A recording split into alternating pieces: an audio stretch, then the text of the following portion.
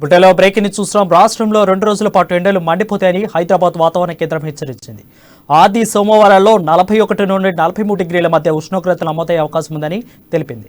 ఇక భద్రాద్రి కొత్తగూడెం జిల్లా జూలూరుపాడులో 42.5, నల్గొండ జిల్లా కట్టంగూరులో 42.4, భద్రాద్రి కొత్తగూడెం జిల్లా మునుగూరు కొమరంభీం జిల్లా బాంచంగా, జయశంకర్ జిల్లా హర్దేవ్పూర్లో 42.2, సూర్యాపేట జిల్లా మునగాలలో 42.1, మహబూబ్ నగర్ జిల్లా బయ్యారం, సిరిసిల్ల జిల్లా మర్తనపేటలో 42 డిగ్రీలు, పెద్దపల్లి జిల్లా రామకుండంలో 41.9 డిగ్రీలు ఉష్ణోగ్రతలు నమోదైనట్లు వెల్లడించారు.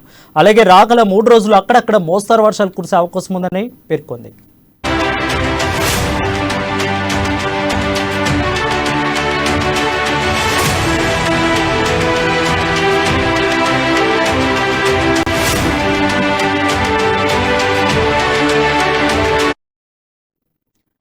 బ్రేకింగ్ చూస్తున్నాం. రాష్ట్రంలో 2 రోజుల పాటు ఎండలు మండిపోతాయని హైదరాబాద్ వాతావరణ కేంద్రం హెచ్చరించింది.